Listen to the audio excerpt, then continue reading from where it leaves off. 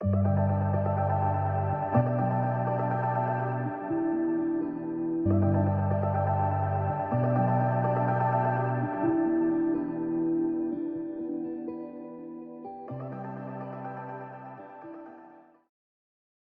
Grace kids, Mr. Mike here. This month is all about friendship. And as you can see behind me, I've got my four-legged friend Maverick helping me out today. He'll be in and out of the video. Now, it's important for us to have good friends. And it's also important for us to be good friends. We can show love to one another with our words, but also with how we act. Now, what is friendship, you might ask? Well, if you remember from last week, friendship is using your words and actions to show others you care. I'm pretty sure we can find examples of friendship in the Bible if we look. Follow me. Now, when you think about the Bible and you think about friends, two friends seem to come to mind right away, and that's Jonathan and David. Now, the story of Jonathan and David is written in the book 1 Samuel, which was written by the prophet, you guessed it, Samuel. But before we get into the story, I need to give you a little background. And in order to do that, I'm going to require some help from a few inanimated friends. But we'll see if we can't bring them to life a little bit. Now, while Miss Kelly gathers our friends together, let me give you a little background. Now, before our story takes place, God put some people in place to help guide the Israelites, his people. He had judges who, as I mentioned, helped guide them, and he had prophets, like Samuel, who listened to God and then explained to the people what God was saying. Now, the Israelites saw that other people had kings, and they wanted a king too. Now, God purposely hadn't put a king in place because he wanted to lead his people, and he wanted them to know that he was leading them. But they begged and they begged for a king. So God told Samuel to pick the first two kings. The first king he picked was Saul, and we're going to introduce him in a minute. And then the second king was David. All right, as I promised, introducing as King Saul, T-Rex. Say hi, T-Rex. And Billy Blazes, hi there, as David, and the guy whose name I can't remember as Jonathan. Hey. Now, King Saul was in charge, so everyone would have expected that his son Jonathan would be the next king. But God had chosen David to be the future king. King Saul chose David to lead his armies into battle, and David kept winning. Everyone seemed to love David. Now, you would think Jonathan would have been jealous of David, but he wasn't. David was his best friend, and Jonathan was happy for him.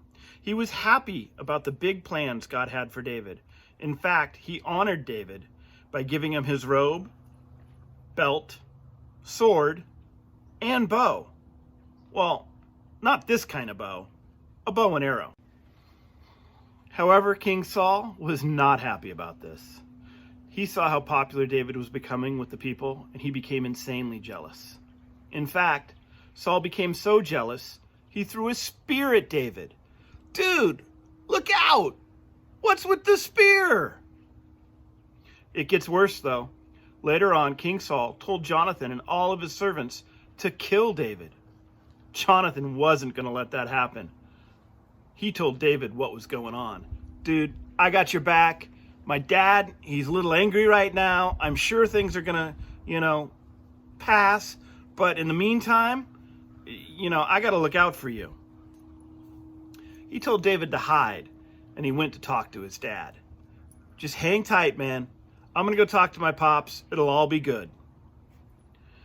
King Saul promised not to hurt David.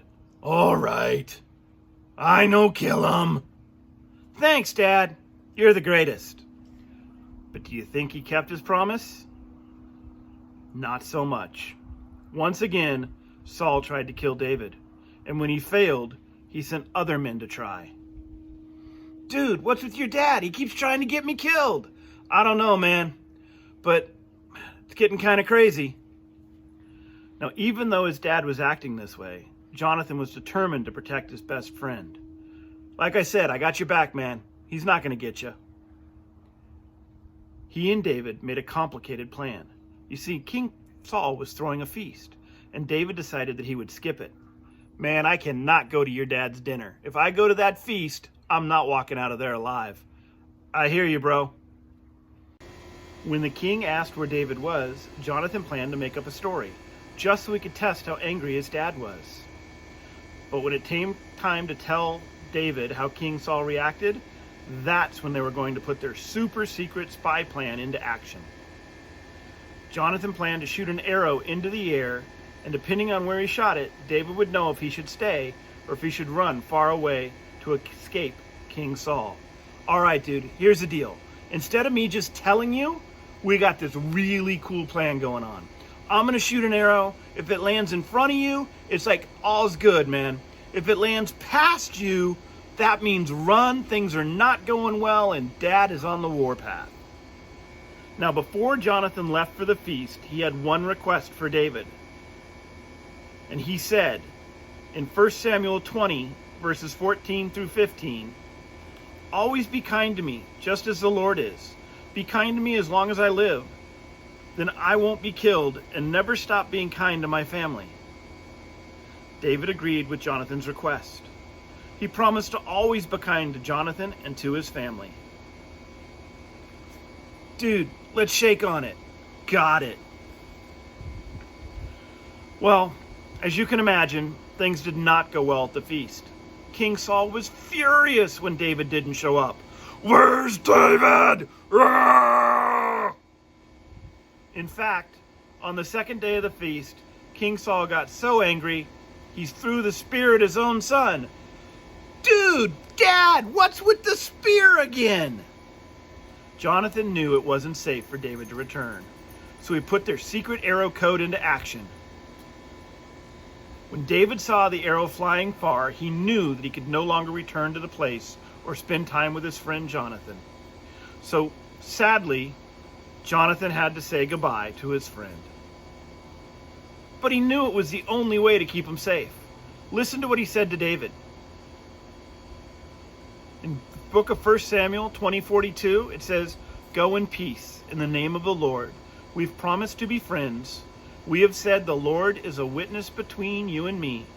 He is a witness between your children and my children forever." Then David left the city while Jonathan went home to King Saul. Dude, love you, man. Stay in touch. Now that's quite a friendship story.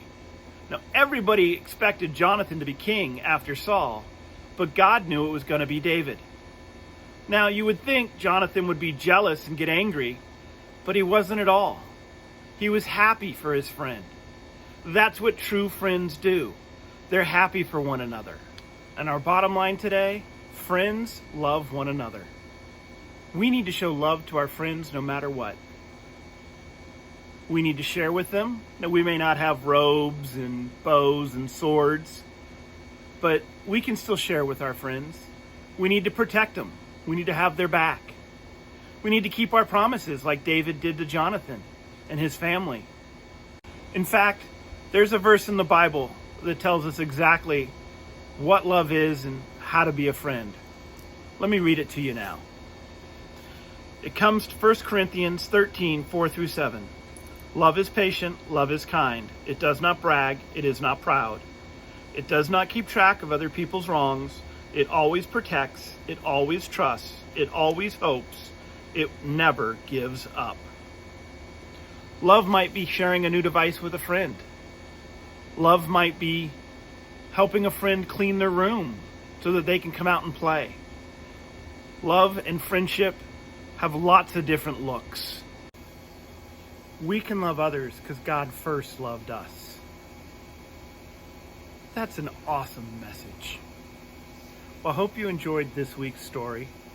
Again, another true story from the Bible, though some of the dialogue from Jonathan and David was made up, in case you were wondering. Anyway, have a great week, and hope we'll see you again next week. Take care.